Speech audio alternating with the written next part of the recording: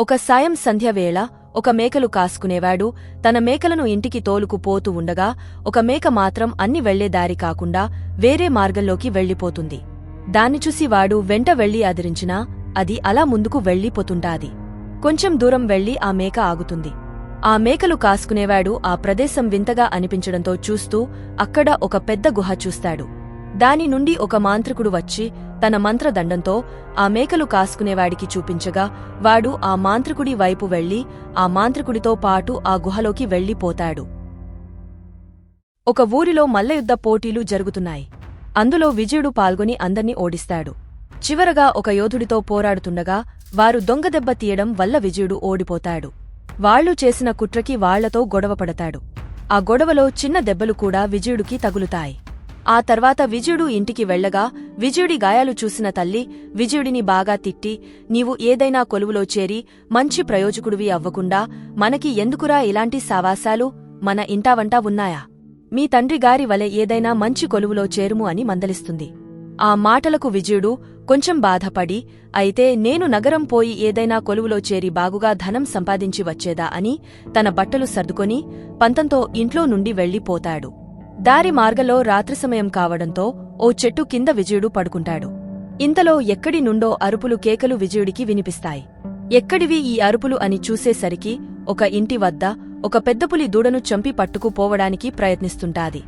ఆ పులిని భయపెట్టడానికి ఆ ఇంటి వాళ్లు అరుస్తుంటారు. అది చూసిన విజయుడు మెరుపు వేగంతో అక్కడికి వెళ్లి ఆ పెద్ద పులితో పోరాడి దాన్ని పారిపోయేటట్లు చేసి ఆ దూడను కాపాడుతాడు. ఆ పారిపోతున్న పులిని ఆ ఇంటిలో ఉన్న యువకుడు ఉద్దేశించి, దాన్ని చంపేవలసింది మిత్రమా, అనవసరంగా వదిలేశావు అని అరుస్తాడు. అతని మాటలకు విజయుడు, పోయిందిగా ఇక రాదులే అని అన్నాడు.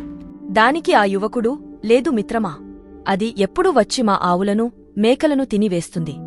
దాని వలన మాకు చాలా నష్టం వాటిల్లుతుంది అని కోపంగా అన్నాడు. ఆ యువకుడు విజయుడిని చూసి, ఇంతకు నీవు ఎవరవు అని అడగగా విజయుడు తన వివరాలు చెప్పి తను సంపాదన కొరకు నగరంకు వెళ్తున్నాని చెబుతాడు.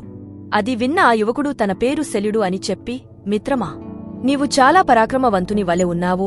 నీవు మా ఇంటి వద్ద మాతో పాటు ఇక్కడ ఉండి ఆ పెద్ద పులిని చంపి మాకు దానితో విముక్తి చేయుము. నీకు సొమ్ముని నేను ఇస్తాను.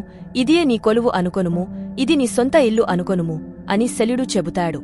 ఆ మాటలకు విజయుడు, నేను ఇచ్చుట ఉండే సొమ్ముని సంపాదించి మరల ఇంటికి వెళతాను అని మనసులో అనుకొని శల్యుడు మాటలకు సరే అని అంటాడు. అలా శల్యుడు ఇంట్లో ఒక వారం రోజులు ఉండి ఇంట్లో వాళ్లతో బాగా విజయుడు కలిసిపోయాడు. ఆ పెద్దపులి జాడ ఆ వారం రోజులు ఉండనేలేదు. ఓ రోజు శల్యుడు మేకలు మేపడానికి అని వెళ్లి తిరిగిరాడు. రాత్రి సమయం అవ్వడంతో శల్యుడు తల్లి కంగారు పడుతూ, ఈరోజు కొత్త మార్గములో వెళతానని వెళ్లాడు, ఏమైందో ఏమిటో అని విజయుడుతో అంటుంది. విజయుడు, కంగారు పడకండి అమ్మా, నేను వెళ్లి చూసి వస్తాను, మీరు ఇంటి వద్ద జాగ్రత్తగా ఉండండి అని చెప్పి విజయుడు శల్యుడు వెళ్లిన మార్గంలో వెళతాడు. ఎంత వెదికినా శల్యుడు కనిపించడు.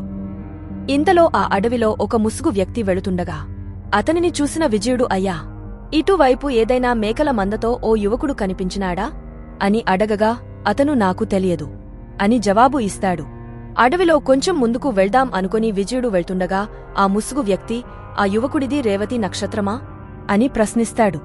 దానికి విజయుడు, నాకు సరిగ్గా తెలియదు, ఆ నక్షత్రం అయితే ఏమీ అవుతుంది అని అంటాడు. ఆ నక్షత్రం వారు ఈ అడవిలో ఉన్న ఓ మాంత్రికుడు చెరలో పడుతున్నారని అందరూ అనుకుంటున్నారు. చాలామంది యువకులు అలానే కనబడకుండా పోయారు. ఆ నక్షత్రం అయితే అతనిని మీరు మర్చిపోవచ్చు, అతను ఇక రాడు అని ముసుగు వ్యక్తి చెబుతాడు. దాంతో విజయుడు కోపంతో, ఆ మాంత్రికుడు ఎక్కడ ఉంటాడో చెప్పు, వాడిని వధించి నా మిత్రునిని వెనుకకు విడిపించుకు వస్తా అని ఆవేశంతో అన్నాడు. అది విన్న ఆ ముసుగు వ్యక్తి, ఈ అడవికి తూర్పు వైపున ఒక రాతి కొండ ఉన్నది, ఆ కొండకు ఎడమ వైపున ఆ మాంత్రికుని గుహ ఉన్నది అని ప్రచారం, ఒకసారి ప్రయత్నించుము అని చెప్పి, బాబూ, అక్కడ అపాయాలు ఉండవచ్చును, ఇదిగో ఈ ఖడ్గమును తీసుకుపొమ్ము అని విజయుడికి ఇచ్చాడు. ఆ ఖడ్గమును అందుకున్న విజయుడు, ఇంతకు మీరు ఎవరు అని ప్రశ్నిస్తాడు. దానికి ఆ వ్యక్తి, నేను ఎవరు అని తెలుసుకోవడం కన్నా ఇప్పుడు నీ స్నేహితుడిని కాపాడడం ముఖ్యం అని నడుచుకుంటూ వెళ్లిపోతాడు. దాంతో ఆ ఖడ్గము పట్టుకుని ఆ ముసుగు వ్యక్తి చెప్పిన దారిలో వెళ్లి విజయుడు ఆ గుహను చేరుకుంటాడు. ఆ గుహలోకి ప్రవేశించిన విజయుడు పైకి 2 రాకాసి బల్లులు పోరాటానికి దిగుతాయి. వాటితో పోరాడి వాటిని చంపగా ఆ మాంత్రికుని శిష్యుడు విజయుడిని చూసి మాయవలతో బంధిస్తాడు. బంధింపబడిన విజయుడితో శిష్యుడు, ఎవడువరా నీవు ఈ రోజు మా గురువుగారితో నీకు ఉంది అని అన్నాడు. దానికి విజయుడు, నేను నా స్నేహితుని కోసం వచ్చాను, నన్ను వదిలిపెట్టు అని అన్నాడు. దానికి ఆ శిష్యుడు, ఇక్కడ 99 మంది బందీలుగా ఉన్నారు, దానిలో నీ స్నేహితుడు ఒకడు కావచ్చు. అయినా ఇక్కడ బందీగా వచ్చినవాడు పైలోకానికి పోవడమే గాని బయటికి పోవడం జరగదు అని చెప్పి వాడు వెళ్ళిపోతాడు. ఆ మాటలకు విజయుడు, 99 మంది బందీలా, అసలు ఏమి జరుగుతుంది ఇక్కడ అని అనుకుంటాడు. కొద్దిసేపు తర్వాత ఇంకో శిష్యుడు వచ్చి ఆ బంధింపబడిన విజయుడిని చూసి, అయ్యో, నువ్వేంటి ఇలా వీళ్లకి దొరికిపోయావు అని అనగానే అతన్ని ఆశ్చర్యంగా చూసిన విజయుడు, నేను మీకు తెలుసా అని ప్రశ్నిస్తాడు. దానికి ఆ శిష్యుడు, నీకు ఈ గుహకు దారి చెప్పినది నేనే, నీకు ఖడ్గము ఇచ్చినది నేనే, ఈ మాంత్రికుడు రెండో శిష్యుడను నేను, మూలికల కోసం బయటకు వెళ్ళినప్పుడు నీకు నేను తారసపడ్డాను. దాంతో అతని మాటలకు ఆశ్చర్యంగా చూస్తున్న విజయుడిని చూసి, ఏంటి శిష్యుడివి అయి ఉండి నీకు ఖడ్గంను ఇచ్చి ఎందుకు ఇక్కడికి పంపాను అని సందేహిస్తున్నావా అని నేను ఈ మాంత్రికుని వద్ద చాలా ఏళ్ల నుండి శిష్యరికం చేస్తున్నాను.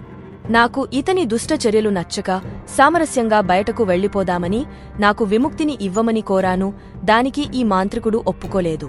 తను రేవతి నక్షత్రంకు చెందిన 100 మంది నవ యువకుల్ని ఒకేసారి బలి ఇస్తే తనకు అంతులేని శక్తులు వస్తాయి అని, ఆ పని పూర్తయ్యే వరకు తనతో ఉండమని, తన మాట వినకుండా పోయిన ఎడల ఎక్కడ ఉన్నా వెతికి చంపేదా అని హెచ్చరించాడు. ఈ 100 మంది బలైన తర్వాత ఇక వీడిని పట్టుకోవడం ఎవరి తరం కాదు, నేను ఇక్కడే బానిసలా ఉండిపోవాలి. అందుకే నీ వల్లన ఏమైనా అవుదునేమోనని నీకు ఇచ్చటకు మార్గము చెప్పి ఖడ్గంను ఇచ్చి పంపాను. ఇంకో విషయం, నువ్వు చెప్పిన పశువుల కాపరి కూడా ఇక్కడే ఉన్నాడు. ఆ బంధించిన యువకులను వాళ్లు తప్పించుకోకుండా సగం శరీరం రాయిగా మార్చి వాళ్లని ఒక గదిలో పెట్టాడు. వారు మామూలుగా మారాలి అంటే వాడు చావాలి అని అన్నాడు. అతని మాటలు విన్న విజయుడు, నన్ను మాయతో బంధించి వేశారు, నన్ను విముక్తి చేయుము, మీ గురువుని అంతం చేస్తాను అని అన్నాడు. దానికి ఆ శిష్యుడు, ఆ చేస్తానులే, కాని ఇప్పుడే తెలిసిన ఇంకో విషయం, మా గురువుగారు తన ప్రాణాన్ని వెలిగే దీపంలో పెట్టాడు అట. అది ఎచ్చట ఉన్నదో చెబుతా, దానిని నువ్వు నాశనం చేసినను వాడు మరణిస్తాడు అని అన్నాడు. దానికి విజయుడు, నన్ను విముక్తుడిని చెయ్యు, తక్షణమే వెళ్లి దానిని నాశనం చేస్తా అని అన్నాడు. ఆ శిష్యుడు విజయుడిని విడుదల చేసి దీపం ఉన్న గది దారి చెబుతాడు. ఆ రహస్య గదిలోకి ప్రవేశించిన విజయుడికి ఆ దీపం కనిపిస్తుంది. దాని దగ్గరకు వెళ్తున్న సమయంలో దానికి ఉన్న రక్షణ కిరణాలు అతని మీద పడి పెద్దగా శబ్దాలు అయ్యి ఆ మాంత్రికుడు ప్రత్యక్షం అవుతాడు. విజయుడిని చూసిన ఆ మాంత్రికుడు, ఎవడువరా నీవు, నా ప్రాణాలకే ముప్పుని తెచ్చేలా ఉన్నావు అని అప్పటికే ఖడ్గముతో సిద్ధంగా ఉన్న విజయుడితో కత్తి యుద్ధం చేస్తాడు. ఇద్దరి మధ్య హోరాహోరీ కత్తి యుద్ధంలో విజయుడు తన ఖడ్గమును కోల్పోయి ఓడిపోబోతుంటాడు. అది చాటు నుండి చూసిన ఆ రెండో శిష్యుడు, ఇంకో ఖడ్గంను ఇదుగో వీరుడా అని అరుస్తూ విసురుతాడు. అది చూసిన మాంత్రికుడు కోపంతో, గురువునే వెన్నుపోటు పొడుస్తావురా అని ఆ శిష్యుడి వైపు వెళ్లబోతుండగా ఆ శిష్యుడు ఇచ్చిన ఖడ్గంను అందుకున్న విజయుడు మెరుపు వేగంతో ఆ దీపం వద్దకు వెళ్లి దానిని నాశనం చేస్తాడు. దాంతో ఆ మాంత్రికుడు ఒక్కసారే కులబడి పోయి చనిపోయాడు.